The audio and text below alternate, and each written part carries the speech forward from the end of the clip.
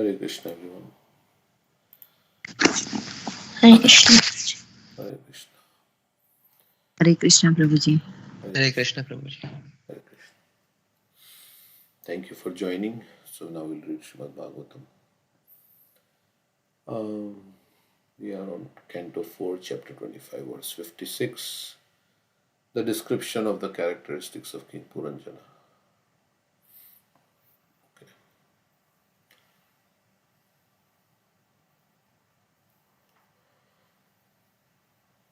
Okay, so next verse.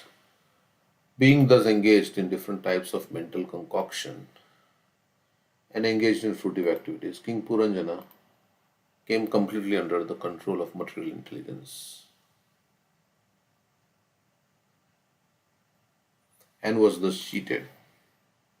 So Puranjana represents the soul, how the soul comes under the influence of material intelligence, and mental concoction means his imagination, how he will enjoy and engage in fruitive activities to get many things in this world.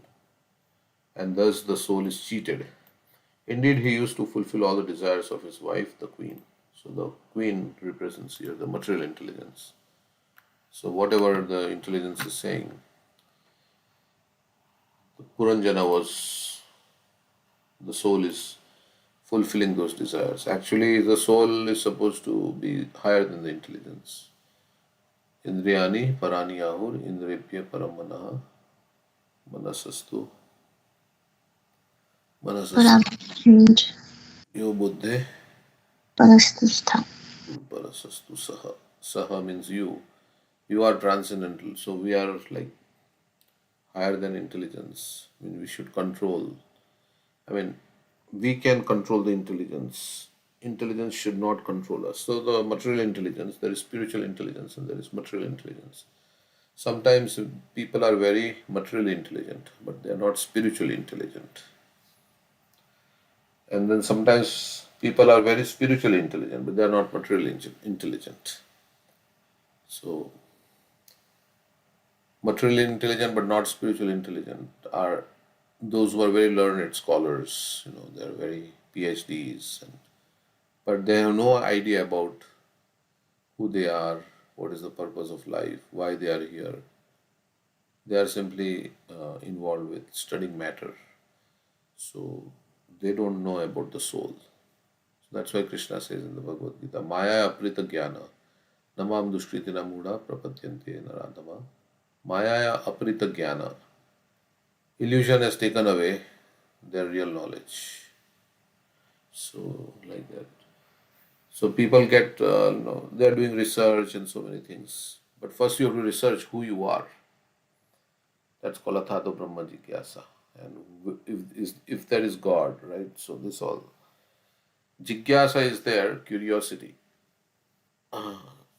That is why there is so much research and like going on. But research about who we are, why am I here?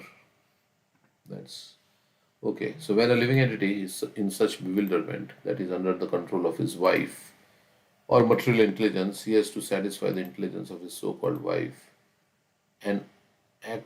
I think we read this and act exactly according to her dictates. I think we read this. Uh,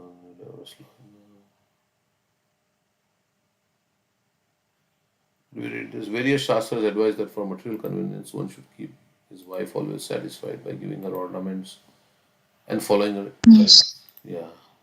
Yes. Yes. Yeah. So the next verse, which is a big verse, yeah, this is the one. When the queen drank liquor, material intelligence, queen drank liquor, King Puranjana also engaged in drinking. When the queen dined, he used to dine with her. When she chewed, King Puranjana used to chew along with her. When the queen sang, he also sang. Similarly, when the queen cried, he also cried. And when the queen laughed, he also laughed. So he's completely following his material intelligence. When the queen talked loosely, he also talked loosely. When the queen walked, the king walked behind her. When the queen would stand still, the king would also stand still. When the queen would lie down in bed, he would also follow and lie down with her. When the queen sat, he would also sit. When the queen heard something, he would also follow her to the same thing, her to hear the same thing. Okay, when the queen saw something, the king would also look at it. When the queen smelled something, the king would follow her to smell the same thing. When the queen touched something, the king would also touch it. And when the dear queen was lamenting, the poor king also had to follow her in lamentation. In this same way, when the queen felt enjoyment, he also enjoyed. And when the queen was satisfied, the king also felt satisfied. So, whatever his material intelligence is doing or saying, Puranjana is following, basically. He's become very like slave to the material intelligence. The mind is the place where the self is situated, and the mind is conducted by the intelligence. Okay, we say self is situated in the heart. Of course, sometimes they are used interchangeably, the mind and the heart. The living entity situated within the heart follows the intelligence.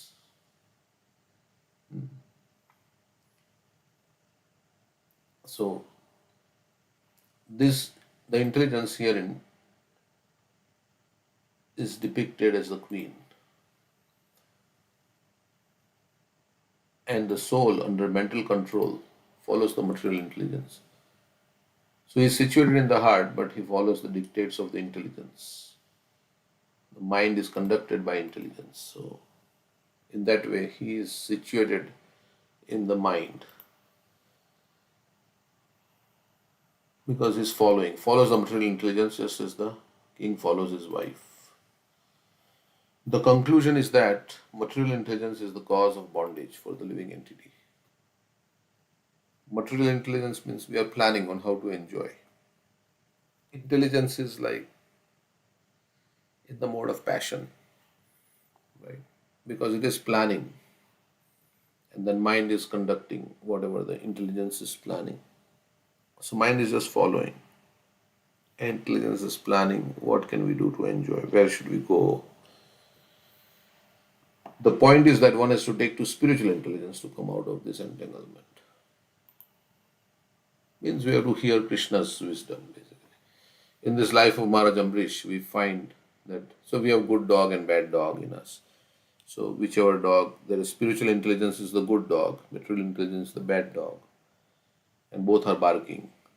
So whichever we will follow, which one we will follow is the is depending on us, right? So in the life of Maharaj Ambrish, we find that the great Maharaj first engaged his mind on the lotus feet of Krishna. In this way, his intelligence became purified. So become menial servant of Krishna. Like that. That's the thing.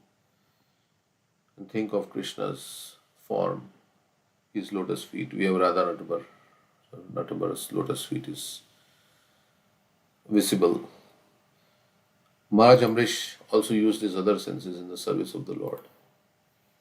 We can also meditate on the markings on the lotus feet of the Lord, how soft, like gopis are meditating on the lotus feet of Krishna, how he's walking in the forest and his feet are being pierced by spiked grains, husks of grain, and other stones like that. They are thinking about the Lord's comfort. So,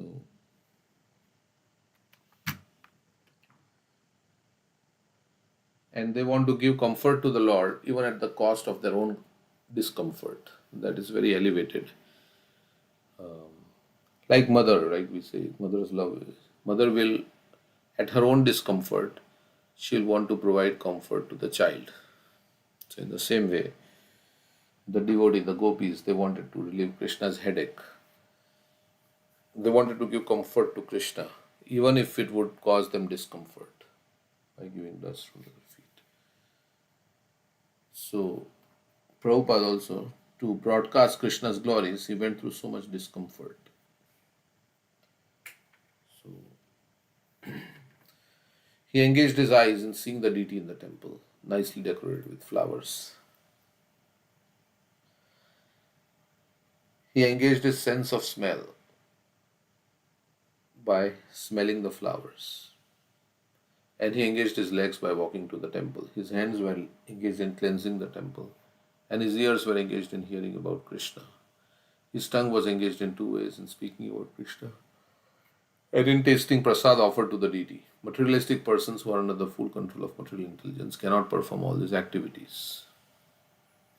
Thus, consciously or unconsciously, they become entangled by the dictations of material intelligence. This fact is summarized in the following verse. So, if you don't serve Krishna, then you will become entangled. If you don't hear about Krishna, then you become entangled.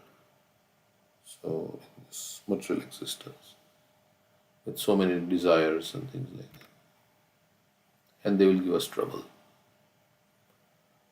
Okay, so any comments? Krishna also advises in Bhagavad Gita, right? Uh, Evam buddha param evam buddha param buddha samsthabhyatmana atmana, right? That knowing oneself to be transcendental to the material senses, intelligence, and mind. And so one should steady the mind by spiritual intelligence, by deliberate spiritual intelligence, and then one can able to conquer. Yeah, like deliberate means intentionally. We have to, on purpose, deliberately, we do something. So we have to instruct the mind deliberately. The mind doesn't like to be instructed. Nobody likes to be instructed, right? Everybody likes to be free. So we have to instruct the mind with the intelligence. Mana So shiksha. there is a material senses, mind and intelligence, and there is a transcendental mind and intelligence, right? Correct, So yeah. one has to feed the, as you are saying, the good dog and bad dog. So if we make oneself by the devotional service or Krishna, Krishna consciousness, one can feed and make strong our transcendental senses and mind and intelligence, and then it can defeat the material mind and intelligence. Correct. So mind is looking for uh, various ways how we can enjoy. So intelligence can say, no, this is not the way you can enjoy. You can enjoy, but you have to enjoy in Krishna's service. So chanting the holy name you have to enjoy, not other ways. So that's how we have to instruct the mind. Mind is saying now, yeah, I want to enjoy like this, I want to enjoy like that. That's why Krishna is saying that give up all these desires for sense enjoyment, born of mental concoction. I'll enjoy like this, I'll enjoy like this. Give up all that. And yeah, just say I will enjoy in devotional service. By giving pleasure to Krishna, I will enjoy. So that's basically it. We have to tell the mind that this is not the way you can enjoy. Okay. The mind says, but I don't find enjoyment. Why are you forcing me? Why are you forcing me to chant this holy name? I don't find enjoyment. Then you will say, mind, no, no, you will find enjoyment. You just chant the holy name first. You'll find enjoyment and just do what I say. You're not finding enjoyment now, but you know, if you do it, then you will find. So, like that, we have to tell the mind, right? Something like that. Mind is screaming, oh no, I cannot chant, I cannot chant, I cannot do this, I cannot. So, of course, our body also has to support, right? Like physical services that we do. So, but yeah, whatever service we can do with our body, we should do. And when we are younger, we can do more physical services. As we get older, we cannot do more physical services. Like that. Okay.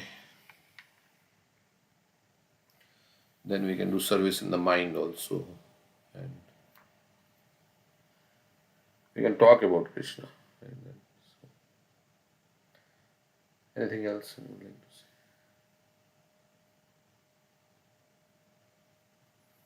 What is this? A Sam, Dam, done, and paid. So sometimes you have to use danda.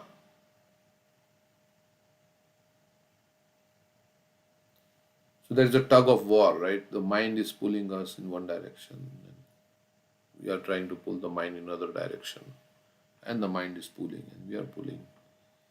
So Prabhupada said like that. You chant Hare Krishna, it's tug of war. Maya is pulling you on another side. And But you know, if you chant Hare Krishna, then he said you should chant loudly also in this tug of war. So mind is pulling, and so spiritual life means we are resisting the dictates of the mind. And then when you find mind finds happiness in so many things, then where is the tug of war? Prabhupada says, Vishnu Jana Maharaj is saying, yeah, Vishnu Jan is saying, how will it be possible, Prabhupada, for a man whose mind is clouded to constantly chant Hare Krishna? So many thoughts and desires. A man who's always thinking thoughts about family, friends, country, nation. Prabhupada, yes, think of, at the same time chant. Two things will go on and this will conquer. Krishna will conquer. As Maya is forcing you to drag you from this Krishna consciousness, you also force Maya by chanting Hare Krishna. There is fight and Maya will go away. The Maya is very strong. She'll force you to entice you to the other path. But if you do not stop, if you chant loudly, just like Haridas Thakur was chanting, and Maya could not victimize him. You know that? What was his stand? Simply chanting Hare Krishna, Krishna Krishna, Hare Hare, Hare Ram, Hare Ram. Maya could not entice. Maya failed. Maya became his disciple. He did not become Maya's disciple. This is tug of war. So don't be afraid of Maya. Simply enhance chanting and you will be conqueror. That's all. Narayana para sarve na kutashna bipyati. We are not afraid of Maya because Krishna is there. Yes. Krishna says, Konteya praticharihi na me bhakta pranashyati. You just declare, my devotee will never be vanquished by Maya.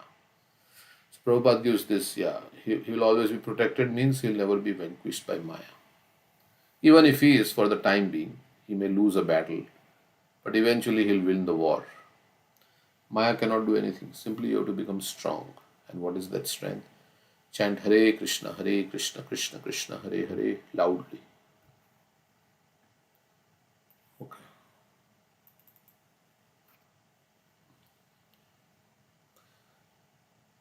And also, like, right, if we want, we say chanting Hare Krishna means I need what?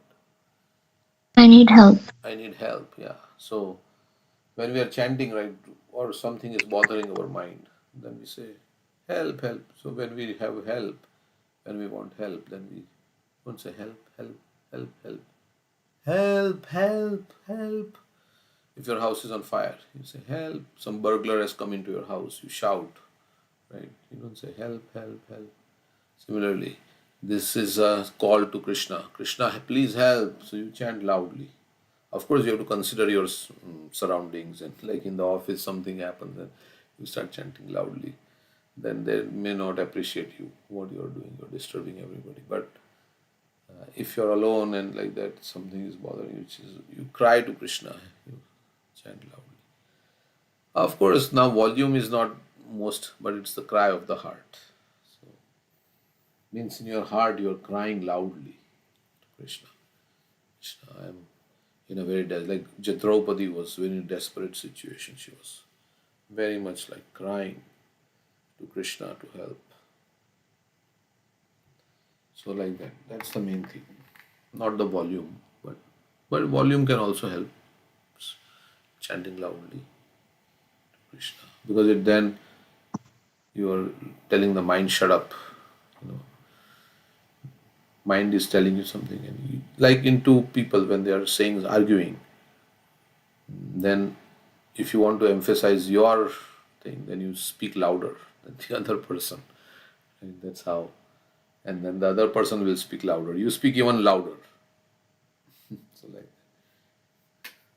of course, how loud you can go, I don't know. But okay, so that's how fight means speaking loudly. So Prabhupada says it's a fight against Maya. Yes, they are fighting. And if Krishna is on our side, whichever side Krishna. So when we chant, Krishna is on our side. So then we will emerge victorious. Yatra Yogeshwara Krishna, Yatra Partha Dhanurdhara, Tatra Shri Vijaya Bhutir Dhruvam Nitir Matir Mama.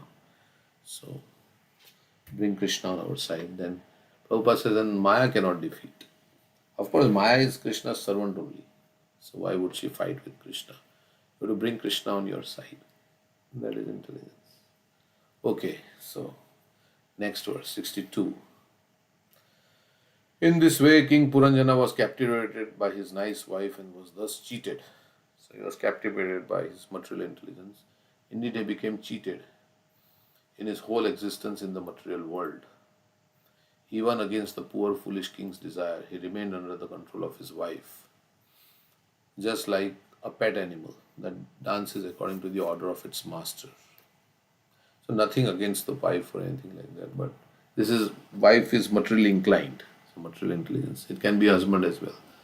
But the word vipralabdha is very significant in this verse. Vi means specifically, and pralabdha means obtained. Vipralabdha.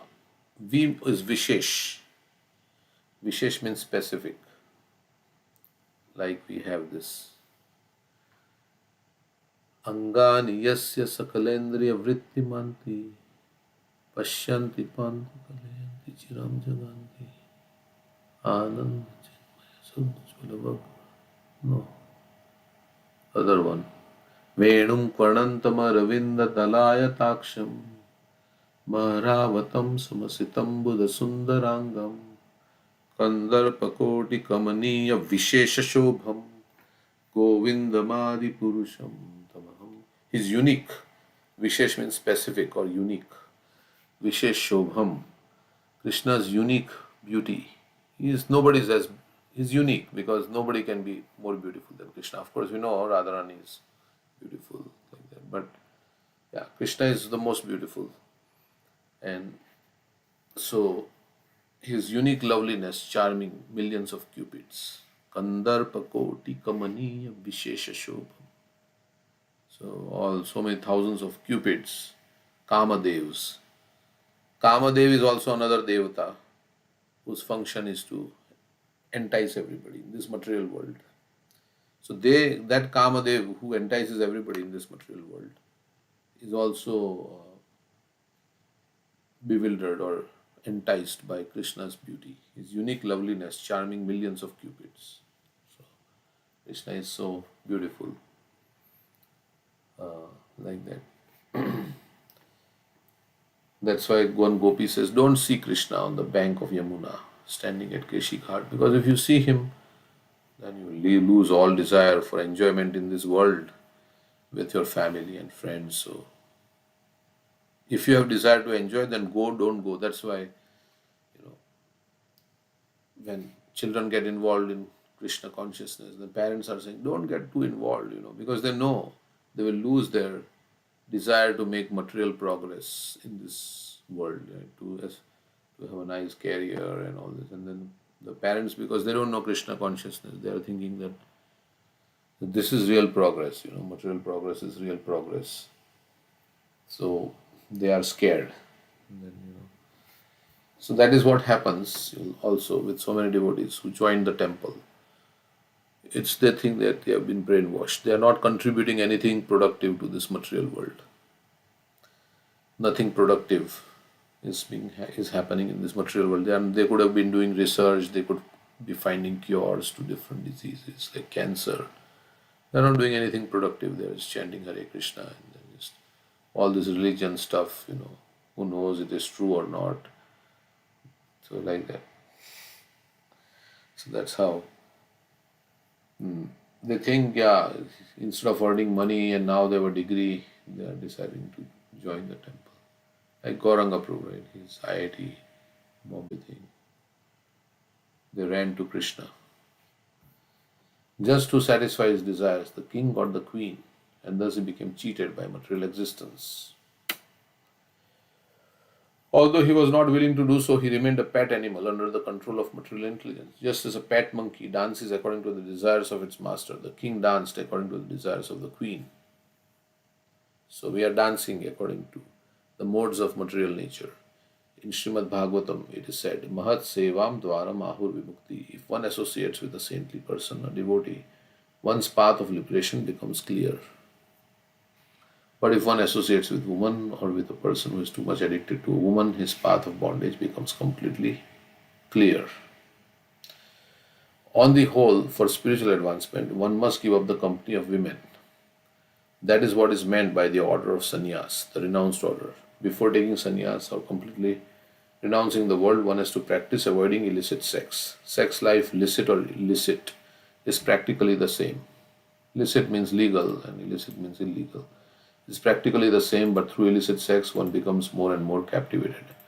By regulating one's sex life, there is a chance that one may eventually be able to renounce sex or renounce the association of women. If this can be done, advancement in spiritual life comes very easily. How one becomes captivated by the association of one's dear wife is explained in this chapter by Narad Muni. Attraction for one's wife means attraction for material qualities. So you can replace it with husband. One who is attracted by the material quality of darkness is in the lowest stage of life, whereas one who is attracted by the material quality of goodness is in a better position. Sometimes we see that when a person is on the platform of material goodness, he is attracted more or less by the cultivation of knowledge. This is, of course, a better position, for knowledge gives one the preference to accept devotional service. Unless one comes to the platform of knowledge, Brahma Bhuta stage, one cannot advance in devotional service. As Krishna says in Bhagavad Gita 1854, Brahma Bhuta prasannatma nasochati na kankshati samasarveshu bhuteshu mad bhaktim labhate param. One who is thus transcendently situated at once realizes the Supreme Brahman and becomes fully joyful. He never laments nor desires to have anything. He is equally disposed to every living entity. In that state, he attains pure devotional service unto me. So, sannyasi Prabhupada says, renounces this desire, and then that's why we bow down, because this is the most binding force in this. So, he has conquered that sex desire, so we bow down to sannyasi. The platform of knowledge is advantageous because it is a means by which one may come to the stage of devotional service. However, if one takes to devotional service directly, knowledge is revealed without separate endeavor. So, if you take to chanting, hearing about Krishna, then automatically knowledge will come in the heart. This is confirmed in Bhashmat Bhagavatam 1 to 7. Vasudeve Bhagavati Bhakti Yoga Prayojitaha Janayatyasu Vairagyam Jnanam Chayada Hetukam. Devotional service automatically reveals actual knowledge of our material existence. One who is sufficiently intelligent immediately attains the stage of renunciation of so called society, family, and love, as well as other things. As long as we are attached to society, family, and love of the material world, there is no question of knowledge, nor is there a question of devotional service. By directly taking to devotional service, however, one becomes full with knowledge and renunciation. In this way, one's life becomes successful. Okay, so devotional service. Gyan and Vairagya will automatically come. They are the two sons of Bhakti Devi. So, Vidyavadu Jivanam. Right, we say like that in the Shikshashtakam. Vidyavadu Jivanam. So, knowledge will come. And Krishna will give the knowledge in the heart. Right, they say if you chant Hare Krishna. What is that verse? Krishna will give the knowledge in the heart. तेषां सत्तयुक्तानां बुद्धिपूर्वक ददामि बुद्धियोगं येन मामुपयन्ति Yasya deve para bhaktir yatha deve tatha guru. तस्य ते कथते अर्थात् प्रकाशन्ते महात्मनः. For one who has implicit faith in the spiritual master and Krishna, then all purports of the Vedas are revealed to him. So, yeah, so basically the desire to enjoy is what we have to renounce in this material existence, and the topmost of all these desires is this sex desire, which one has to renounce, one has to give up, and that we have to give up by Krishna's help also. And we have to give up. There are three desires: Kanaka, Kamini, and Pratishtha. Kanaka means gold, Kamini means opposite gender, and Pratishtha means desire for name and fame. So there are three desires which are binding us, right? There's nothing outside. This Na is dhanam, correct. na dhanam, na janam, na sundarim. Correct. So Chaitanya Mahaprabhu says, I don't want dhana. I don't want uh, beautiful person of the opposite gender. Adhanam najanam. I don't want followers. Followers means pratishtha. I want followers. I want name and fame. And so these are like the three things that cause impediments. Of course, it can be used. Dhana we can be used in Krishna service. We are building new temple. We can use dhan in Krishna service. And opposite gender also, you can have family and you can have Krishna conscious family. And pratishtha, if you're very influential, you can use your influence to propagate Krishna consciousness. Like Prabhupada told Mahatma Gandhi, you're very popular. Why don't you take the study of Bhagavad Gita? Because if you take up the study of Bhagavad Gita, so many will actually follow you. So we can discuss, he said, we can discuss, we can. So yad yad acharati shrestha. So those who are like very influential, then they can influence others. Yeah. So like that.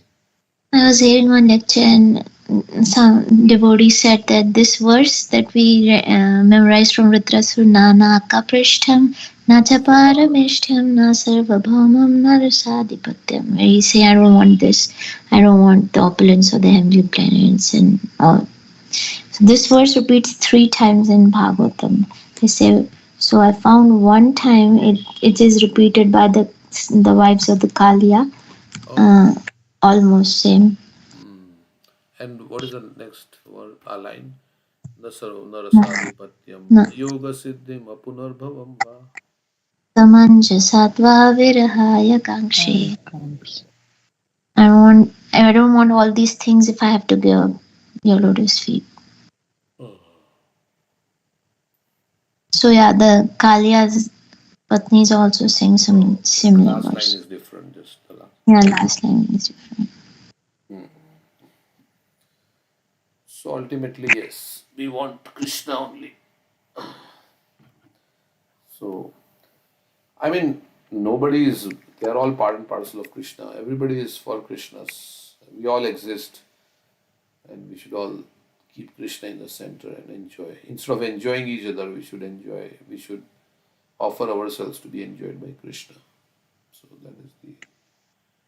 Yeah, so we should have that conviction that we will never be satisfied by material enjoyment. Hmm. Yeah.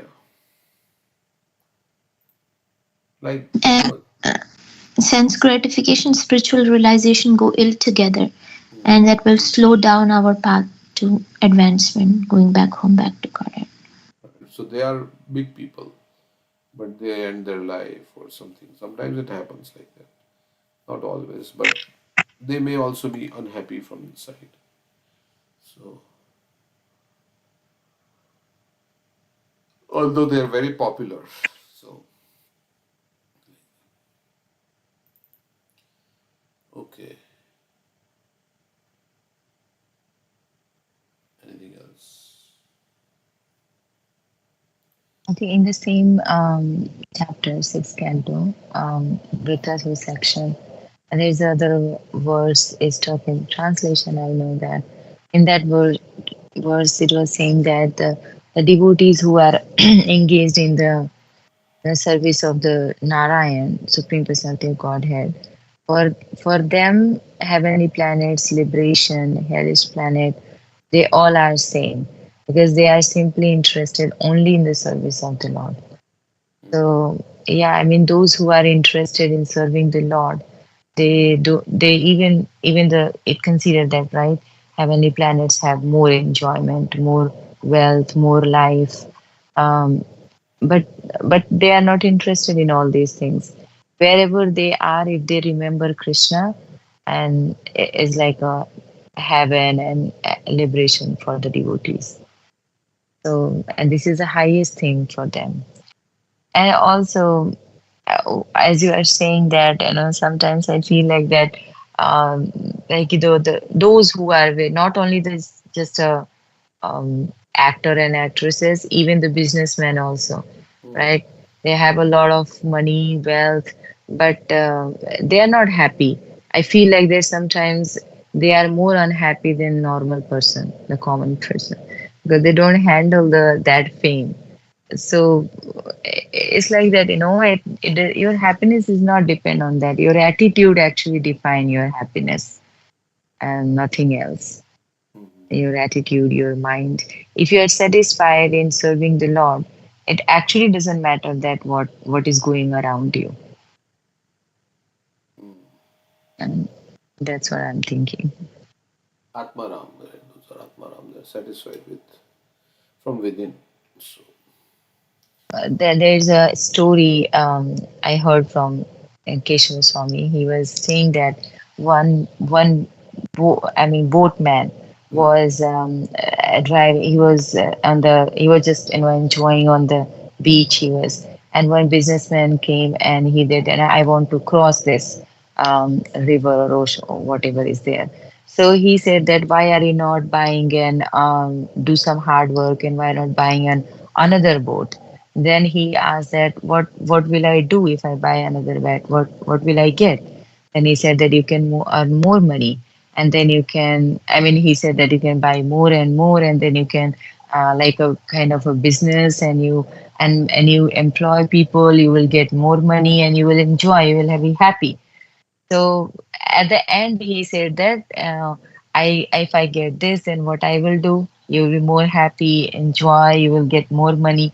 Then he at the end he said that and then at the age of he said that and at the age of 40 or 45 you will retire and you will have a sufficient money in your account. You have your business, flourish your business and all this, and then you can come on the beach and um, enjoy the company and enjoy their sitting there. So he said that that's what I'm doing right now.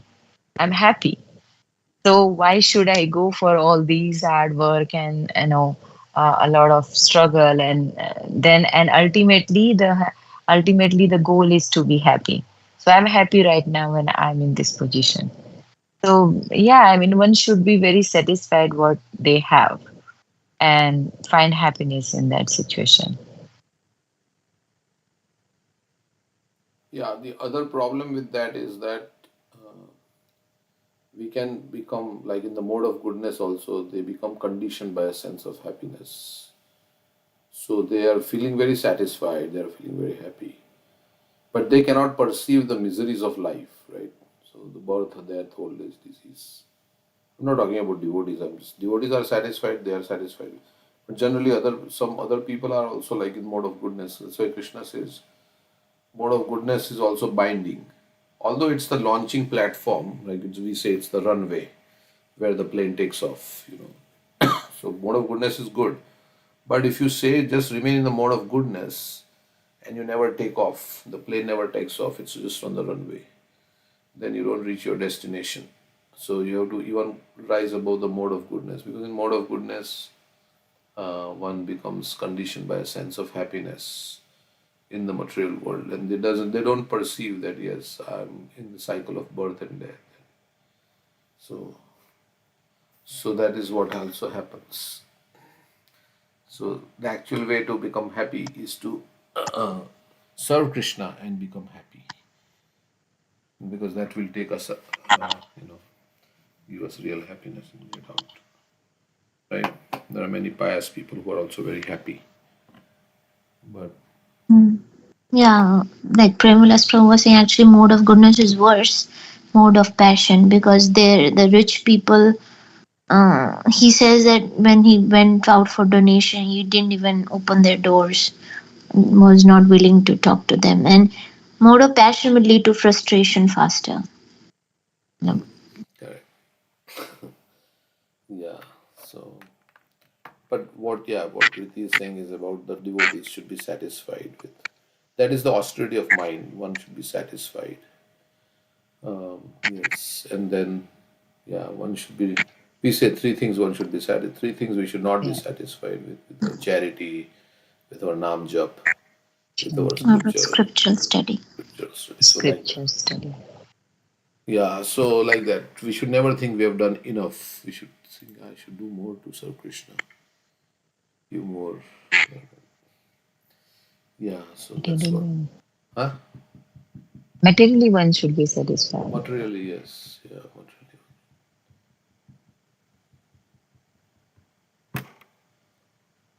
Because there is no end to improving material situation, right? You can keep on endeavoring. Like he was doing one boat, right? He was saying, why don't you have two boats? Of course, now the businessman might have said, "Are still you are doing your job, right? You are waiting for a customer to come. If you had three boats and you had given it, outsourced it to somebody, then you would have enjoyed on the beach." I don't know if the businessman said that. So ultimately, nobody wants to work. So if you have some way that investments or something like that, then you can just do Krishna conscious activities, and you can just be like, so that way also for devotee, right? You can have some, like those who are very rich and they have inheritance, and they don't have to work so hard. And like Amrish Prabhu, right? He has big inheritance from, so he doesn't probably do a job, right, to earn money like some $200,000, 100,000. King. So next chapter is King Puranjana goes to the forest to hunt, and his queen becomes angry. So he left his queen and he went to the forest to hunt. So queen became angry. The great sage Narada continued, "My dear king, once upon a time King Puranjana took up his great bow and equipped with golden armor and a quiver of unlimited arrows and accompanied by 11 commanders. He sat on his chariot driven by 5 swift horses and went to the forest named Panchaprasht. He took with him in that chariot two explosive arrows. The chariot itself was situated on two wheels and one revolving axle. On the chariots there were flags, three flags, one rein, one chariot, one driver. One chariot driver, one sitting place, two poles to which the harness was fixed, five weapons and seven coverings. The chariot moved in different styles and five obstacles lay before it. All the decorations of the chariots were made of gold. So this is an analogy. Each one will be explained in this. A big purport. Okay. So he left his wife, he took his bow, armor, arrows, 11 commanders, and he went to the forest. So, two explosive arrows. And the chariot was on two wheels and one revolving axle, three flags, one rein. So, we'll see what exactly all this means. These three verses explain how the material body of the living entity is under the control of the three qualities of external energy. Like in the Gopinath song, there is a line. Bhaktivinoda Thakur says, "My body is not independent. Swadhina nahe kaya." And Gopinath, न जानी भगति कर्म जड़ा माती ऋषि संसार गोपीनाथ नहीं मम बर ज्ञान शून्य नहीं बल ज्ञानश्च निर्मल स्वाधीन नहीं है काल सकली तुम्हारा माया. गोपीनाथ सकली तुम्हारा माया नहीं मम बल ज्ञान सुनिर्मल स्वाधीन नहीं काया. Yeah, he's saying, yeah, it's my so such a difficult situation everywhere. This is the kingdom of Maya, and I don't have any strength, physical or spiritual strength. Nahi Mahabala. Jnanas, I don't have knowledge. And my body is also not under my control. So, like that. So he's expressing his helplessness. So we are under this, when something will happen in the body, what will change, we don't know. The body itself is the chariot, and the living entity is the owner of the body, as explained in Bhagavad Gita. Dehinosmin yatha dehe. The owner of the body is called the Dehi, and he is situated within the body, specifically within the heart. Jiva is situated in the heart. His Dehi means he is the occupier of the body. Deha is the body, and Dehi is one who occupies. So, Dehino asmin yatha dehe, one who is in the Deha, the Dehi. The living entity is driven by one chariot driver. The chariot itself is made of three gunas, three qualities of material nature. So our body is based on Karanam Guna Sangasya Sadasadyoni Janmashu. We get different kinds of bodies. Prabhupada was saying before that in Western world, it is more, the bodies are more designed for enjoyment. And in the East, the bodies are more designed for austerity and penance. That's why we have so many sadhus. Of course, it doesn't matter now because now Western influence is everywhere. But you will see all the sadhus and they will do so much penance and like that. Whereas in the West, it is more about, of course, they also do penance to build this big bridges and flyovers, this big penance, Ugra Karma. But it is not for spiritual advancement, but for, material things, material enjoyment like that. They build big skyscrapers. So much penance is required. So sometimes you like can't believe how this big skyscraper has been constructed. How much effort must have been gone, how much effort must have gone into it. So the chariot itself is made of three gunas, the three qualities of material nature, as confirmed in Bhagavad Gita. Yantra Rudani Mayaya. The word yantra means carriage. Body is given by material nature, and the driver of that body is Paramatma, the super soul, the living entity seated within the chariot. This is the actual position. The living entity is always being influenced by the three qualities, sattva, rajas, and tamas. It is also confirmed in Bhagavad Gita. Tribir guna mayir bhaver. Ebi sarvamidam jagat. Mohitam na abhijanati. Mamebhya paramavyayam. So everybody is bound by the three modes. And they are changing also. These three qualities are described in the verse as three flags. By a flag, one can come to know who the owner of the chariot is. Like on Arjuna's chariot, who is there on the flag? Hanuman. Hanuman. Similarly, Duryodhana has his flag. So, like that, everybody has their flag. I don't know what is on Duryodhana's chariot. He has a flag, but similarly, by the influence of the three qualities of material nature, one can easily know the direction in which the chariot is moving. In other words, one whose eyes to see can understand how the body is being driven, influenced by the particular type of quality of material nature. So actually, we can know our next life also based on the modes of nature we are influenced by and what our desires are and everything we can know because that's how our next life will be. So if they're not very nice, then we can change those desires by praying to Krishna. Sometimes desires are difficult to give up, but Krishna's mercy, we can give it up. And we want to give it up. So then, in these three verses, the activity of the living entity is described to prove how the body becomes influenced by the quality of ignorance, even when a person wants to be religious. Like alcoholic has a desire to give up alcohol, but he can't give it up. The desire, he's been addicted to it. So then he needs help. And the desire for name, fame, like that also. I think that article that Ritu sent yesterday, in that it says that if the desire for name, fame, and prestige, how you can give it up? By serving the great devotees, taking shelter. And so the stool of the pig. That was too big. But yes, and the way to give it up is to take shelter of the generals. I mean, the Prabhupada, like that, the great souls who are free from that desire. Then you can give that up. Okay, so we are associating with Prabhupada by reading his book. So that is the real association. Radha Maharaj was also saying yesterday, right? He was saying, Prabhupada was saying that this fly is also associating with me. He's sitting on my lap, but it's not taking really my, so it's giving me trouble. So it's physical proximity is not the thing.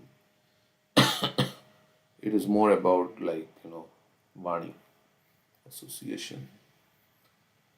Of course, in physical proximity, we hear only. That's what we do. We hear and serve. Vapu.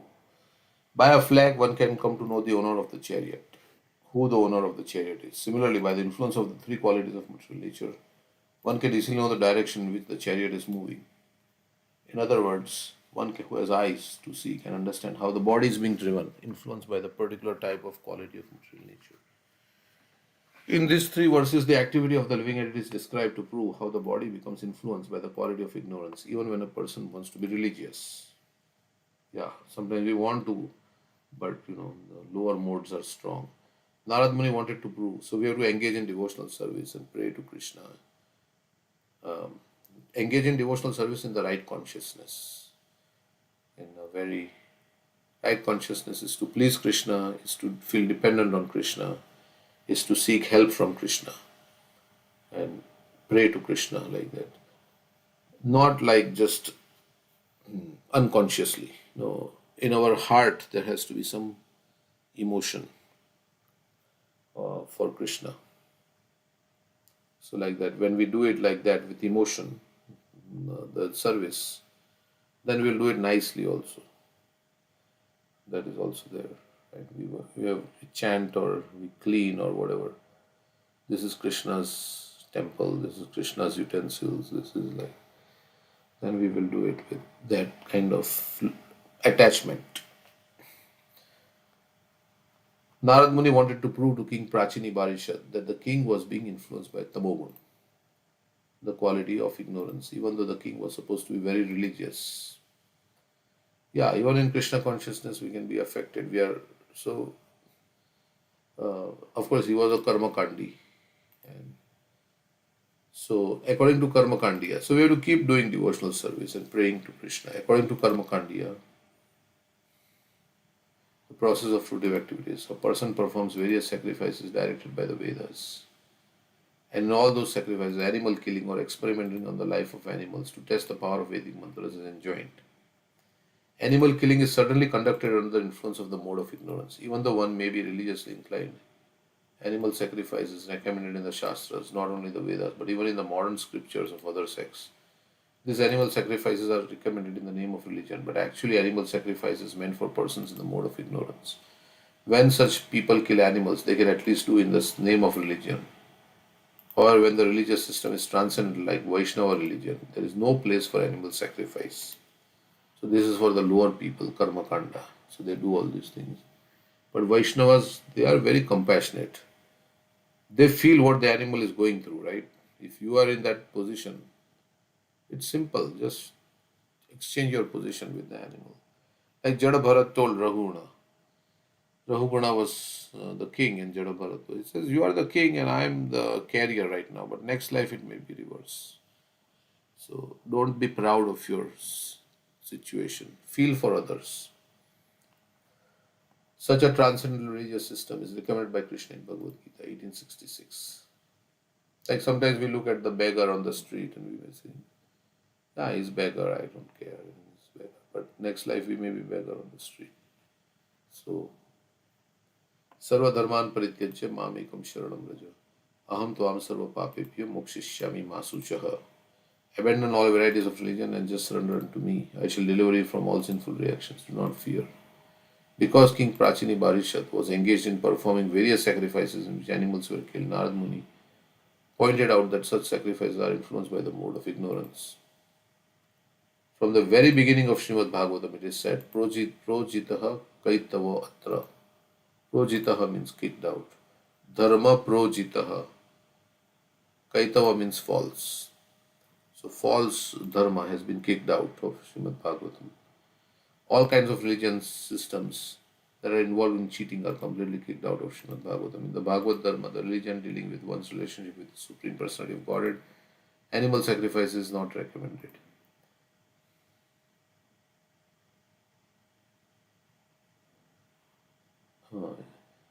So, establishing our connection with Supreme Lord, no animal sacrifice is there. In the performance of Sankirtan Yagna, Hare Krishna, Krishna Krishna, Hare Hare, Hare Ram, Ram Ram, Hare Hare. There is no recommendation for animal sacrifices. This is also Yagna. In these three verses, King Puranjana's going to the forest to kill animals is symbolic of the living entities being driven by the mode of ignorance and thus engaging in different activities for sense gratification. The material body itself indicates that the living entity is already influenced by the three modes of material nature and that is driven to enjoy material resources. When the body is influenced by the mode of ignorance, its infection becomes very acute. When it is influenced by the mode of passion, the infection is at the symptomatic stage. However, when the body is influenced by mode of goodness, the materialistic infection becomes purified. The ritualistic ceremonies recommended in religious systems are certainly on the platform of goodness because within this material world, even the mode of goodness is sometimes polluted by other qualities, namely passion and ignorance. Man in goodness is sometimes driven by the influence of ignorance. Okay, so we'll just finish this. It is herein described that King Puranjana once went to the forest to kill animals. This means that he, the living entity, came under the influence of the mode of ignorance. The forest in which King Puranjana engaged in hunting was named Panchaprashtha. The word Pancha means five, and this indicates the objects of the five senses. The body has five working senses, namely the hands, legs, tongues, rectum, and genitals. By taking full advantage of these working senses, the body enjoys material life. The chariot is driven by five horses, which represents five sense organs, namely the eyes, ears, nose, skin, and tongue. These sense organs are very easily attracted by the sense objects. Consequently, the horses are described as moving swiftly. On the chariot, King Puranjana kept two explosive weapons, which may be compared to ahankar or false ego. The false ego is very explosive, right? You become angry, like that. How can you insult me? And the false ego is so it's an explosive weapon. False ego is typified by two attitudes. I am this body and ahanta, and everything in my body relationships belongs to me. Mamata. Okay. The two wheels of the chariot. So body also doesn't belong to me. Because when I will quit, when I will die, the body will be left buried in the ground, or of course we don't bury, but it will be burned. So it will be there, it will be gone, and it will vanish. That form will never come. We may have a picture of our grandmother or somebody. But that form, if she has died, then that form is gone forever. You just have a picture. That form will never come. Unless somebody looks like your grandmother or something like that. But it's not exact. That's another thing, how Krishna is created, like all different people with different fingerprints, right? So many people, and everybody has a different fingerprinting. So that's how they identify. Nobody is same. How it is like that? So Krishna's intelligence. Nobody's fingerprints matches with anybody else. Is that true, or is it matching? Everybody's fingerprinting is unique. What do you say? Mm, it's unique. It's unique. Yeah, that's why they identify criminals based on this Even twins have different fingerprints. fingerprints. So it's like that. Then that's why we are able to identify some criminal, mysteries are solved by fingerprint. They have some fingerprint and they match it, and there are thousands in their database, or maybe millions in their database, and then some fingerprint is matched with that fingerprint, and this is the guy who was there at this place. The two wheels of the chariot may be compared to two moving facilities, namely sinful life and religious life. The chariot is decorated with three flags, which represent the three modes of material nature. The five kinds of obstacles.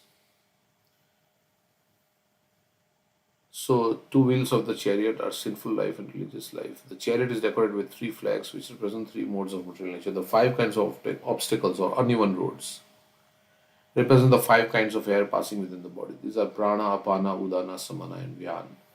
The body itself is covered by seven coverings, namely skin, muscle, fat, blood, marrow, bone, and semen. The living entity is covered by three subtle material elements and five gross material elements. These are actually obstacles placed before the living entity on the path from material bondage.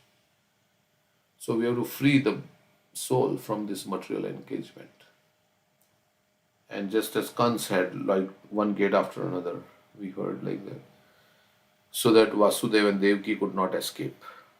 So So we are also, there are layers of this universe which the soul has to penetrate, the material coverings of the universe. Each layer is 10 times thicker than the other. Earth, water, fire, air, ether as you go.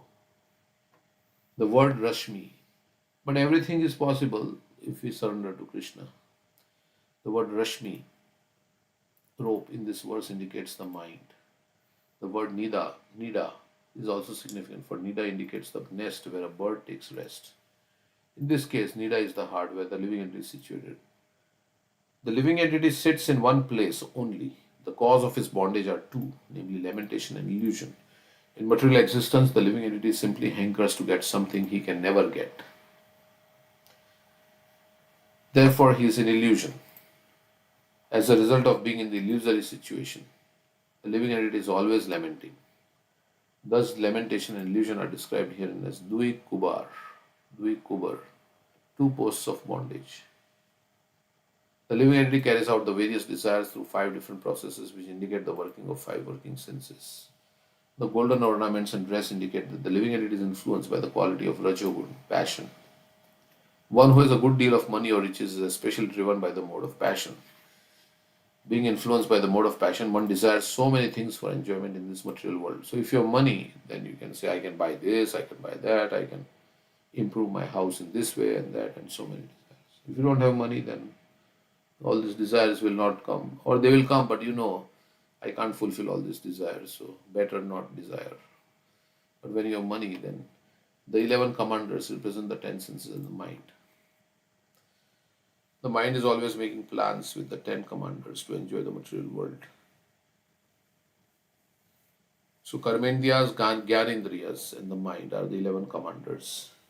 The mind is taking help from the 10 commanders to enjoy the material world. The forest named Panchaprashta, where the king went to hunt, is the forest of five sense objects: form, taste, sound, smell, and touch. Thus, in three verses, Narad Muni describes the position of the material body and the engagement of the living entity within it.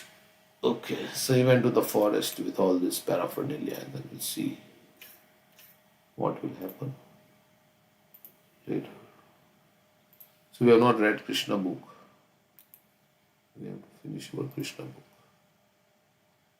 Let's see where we are. Prayers by the personified Vedas, so we can read. This is very philosophical chapter. This big chapter. No pastime here. We read past time. Okay, so we can. You want to skip this chapter? No. So this is Bhagavatam. Okay, this is like. Is this a long chapter?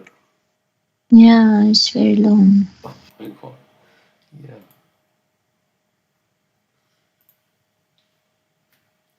Yeah. So maybe we can read some past time. We can bookmark this. We can come here later. Krishna book. Already bookmarked. Yeah, I will save it as bookmark one. Set. Do you want to replace it? Yes. Then we'll go to Krishna book 2. So we'll save this. So we'll come to this later. We can read some pastime. Next chapter. What is the next chapter? Lord Shiva's deliverance. I think this is the last, second last chapter. 90 chapters are there. This is the 88th chapter. Or we should read the other book. We can read the other book also. I mean, There the marriage has already happened. Radha and Krishna. yeah, afterwards what happens? What, Krishna goes back or he stays there? You can read. Okay, let me open this.